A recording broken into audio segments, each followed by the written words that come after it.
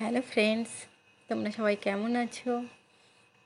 সবাই নিশ্চয়ই ভালো আছো। আমরাও খুব ভালো আছি। এই গরমে এখন তো একটু স্বস্তির আভাস এসেছে, প্রকৃতি একটু দয়া করেছে, একটু বৃষ্টি হচ্ছে সব জায়গায়, ওয়েদারটা অনেক চেঞ্জ হয়েছে। তো আজকে আমি তোমাদের সামনে নিয়ে এসেছি বেঁচে থাকা ভাতের একটা রেসিপি। এটাকে অনেকে ভাত ভাজাও বলে, আবার ফ্রায়েড রাইসও বলে, বাসি ভাতের। তো এটা খেতে খুবই সুস্বাদুও হয় আর খুব তাড়াতাড়ি তৈরি হয়ে যায়। তো কালকের এই বাঁচা ভাতটা ছিল, সেইটা দিয়েই এই রেসিপিটা। তো এর জন্য আমি নিয়ে নিয়েছি সিদ্ধ আলু ছিল একটা, সে একটা আলুকে কেটে নিয়েছি, আর পেঁয়াজ, একটু রসুন আর কাঁচা লঙ্কা, মানে ঘরে যা ছিল। রসুনের প্রথমে তেল দিয়ে জিরে ফোড়ন দিয়ে রসুন কুচি আর কাঁচা লঙ্কা কুচি দিয়ে দিলাম,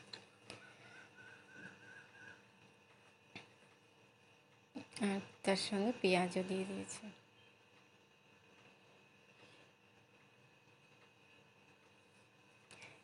এটা ভালো ফ্রাই হয়ে গেলে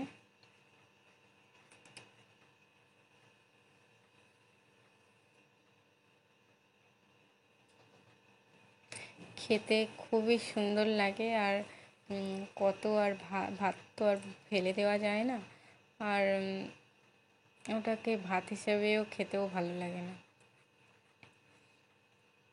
সেই জন্য এইভাবে বানিয়ে খেলে সবাই খেয়েও নেবে আর প্রশংসাও করবে, খেতে সুস্বাদু লাগে। এতে অনেক কিছুই অ্যাড করা যায়। তো আমার ঘরে এখন যা ছিল আমি সেটা দিয়েই বানিয়েছি সিম্পলভাবে। আলুটা দিয়েও ফ্রাই করে নিয়েছি, তারপরে নুন হলুদ দিয়ে দিয়েছি, আর একটু জিরে গুঁড়ো ধনে গুঁড়োও দিয়ে দিয়েছি, সেটা স্কিপ হয়ে গেল। এরপরে ভাতগুলো মিশিয়ে নেব, ভাতগুলো ঢেলে দিয়ে, আর ভাতগুলো খুব ঝুরঝুরেও হয়েছিল। এতে ভালো করে মিশিয়ে নেব।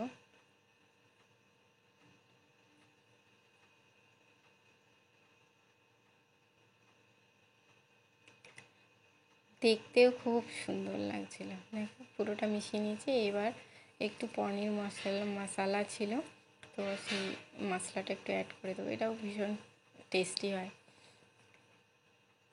আর অরিগানো দিলে তো যে কোনো জিনিসই সুস্বাদু হয়, তো সামান্যই অরিগানো অ্যাড করে দেবো।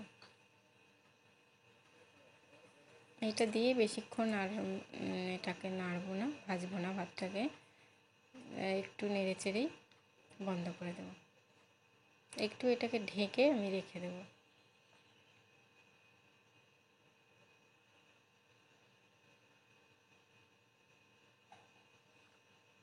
কিন্তু হ্যাঁ, এইটা না, এই ভাতটা আবার সবার খাওয়া উচিত না। যাদের অ্যাসিডিটির খুবই প্রবলেম তারা যেন এটা না খায়, অ্যাভয়েড করে। এতে প্রচণ্ড অ্যাসিডিটি হওয়ার সম্ভাবনাও থাকে। তো খেতে একদম লাজবাব, খুবই সুস্বাদু হয়। দেখতে দেখো পুরো ফ্রায়েড রাইস বা পোলাওর মতো লাগছে।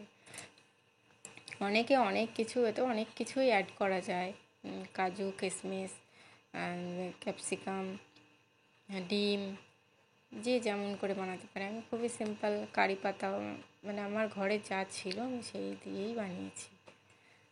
তো দেখো কি ঝুরঝুরে হয়েছে, আর পুরো বাসমতি পোলাও লাগছে দেখতে, খেতেও খুবই সুস্বাদু হয়েছে। তো আমি দিয়ে দিলাম। এটাকে আমি কিন্তু কিছুক্ষণ ঢেকে রেখেছিলাম, ঢেকে দেখো একদম এখন আরও ঝুরঝুরে হয়ে আছে। তো এবার সার্ভ করে নিচ্ছি। ছোটো বাচ্চাদের তো আমি একদম দেই না, এটা আমি আর আমার হাজব্যান্ডই খাবো, বাচ্চাকে আমি দেবো না। তো ভিডিওটা কেমন লাগলো? ভালো লাগলে সাবস্ক্রাইব করো, লাইক করো।